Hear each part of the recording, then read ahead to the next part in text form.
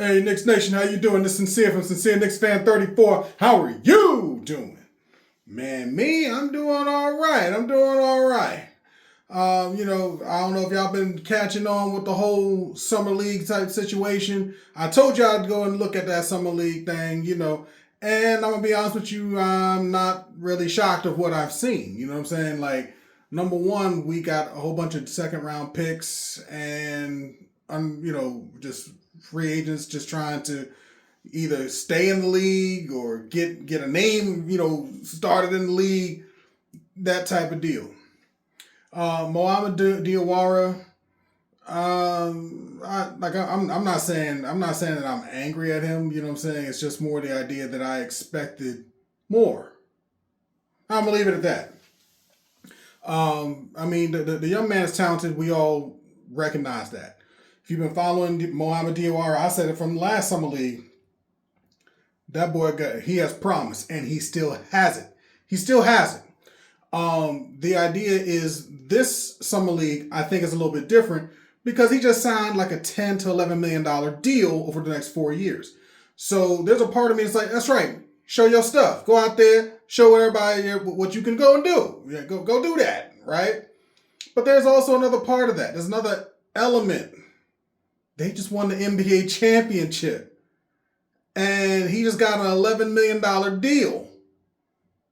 Is he really trying to hurt himself? He trying to get injured? You know what I'm saying? You got people who are hungry out there. I'm not saying people are out there to take his head off.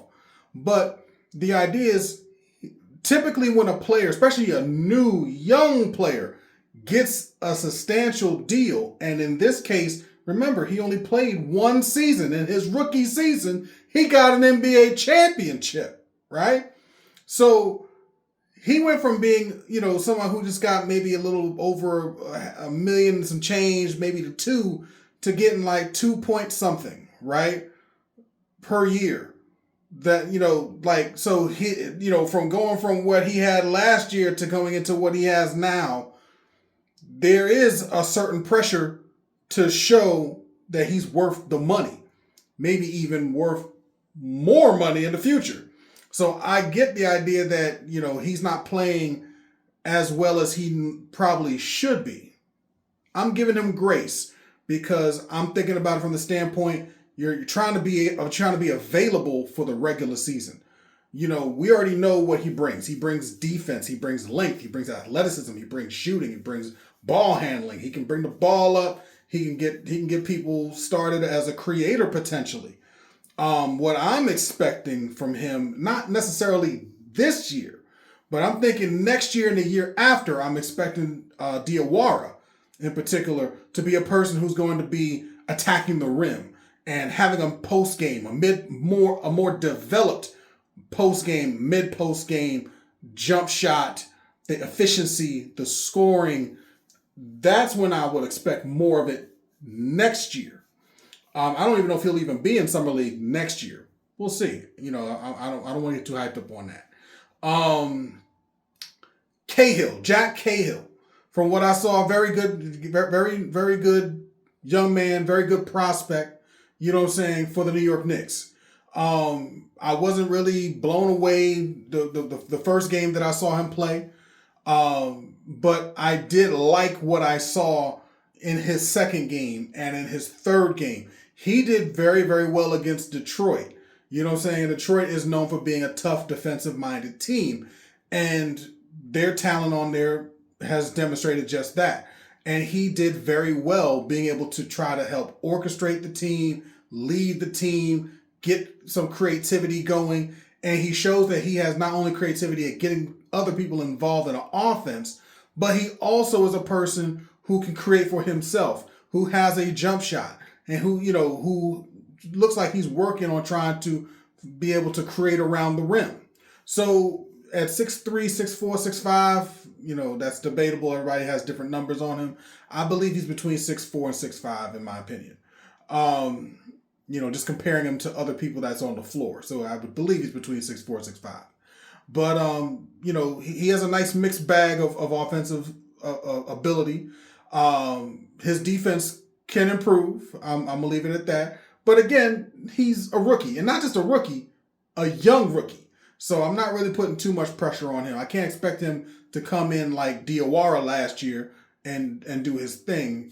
I can't expect that from someone who I wasn't even expecting the Knicks to draft, to be honest with you. But he did well. He did well, as I said, with orchestrating the offense, trying to get people involved, breaking down some defense, and creating his own shot. So he found his spots, his places, and got people in their spots, in their places. So fine. Nickel. I like Nickel. And I like Nickel because we already know what he is. He knows who he is. He is a knockdown three-point shooter. What I did like in this past Spurs game, I said Spurs, Pistons game. Sorry, y'all. For those who don't realize, I've actually held off on watching, just doing analysis on one game at a time in the Summer League, because sometimes, remember, they're all just thrown together. They're all just thrown together and they just, hey, go play. And you hope that some things in terms of culture and systems are implemented and see how well they can adapt to those things and to each other. But the idea is, with Nickel, you knew what you were getting with him.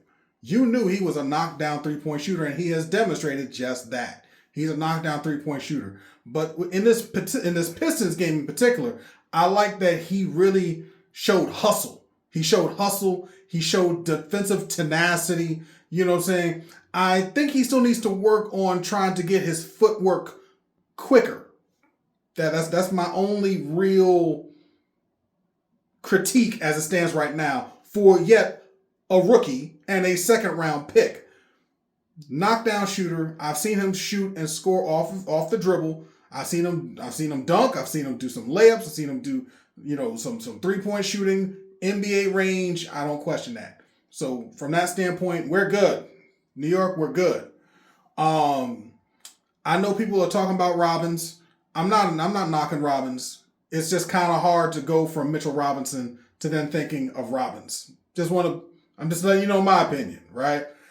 Me personally, I still think Leon Rose is going to manufacture some type of deal because he usually makes some type of trade during the trade deadline. So I'm not really blown away by the center that we have. Could he get an invite to training camp? I'm not mad about that. You know what I'm saying?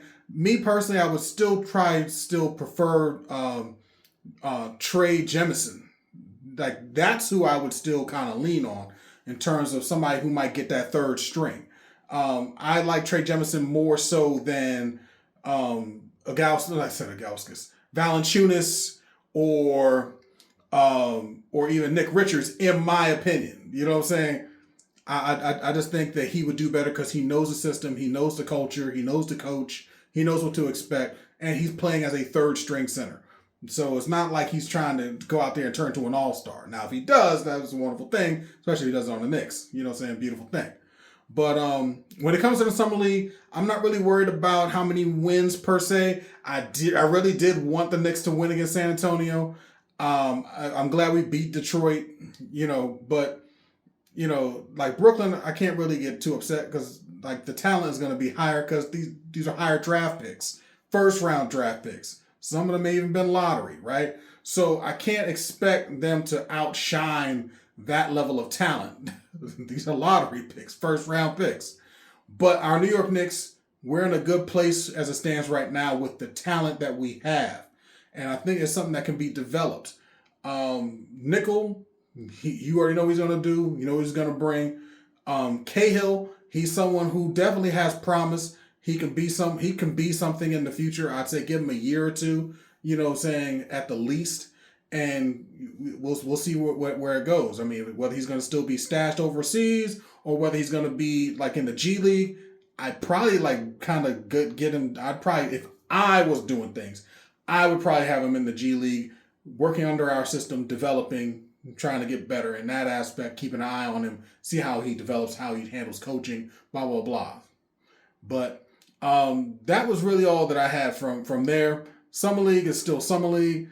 We'll see what happens come Thursday. You know what I'm saying? So stay tuned. We'll see. But like I said, I wasn't going to go from one Summer League game to the next.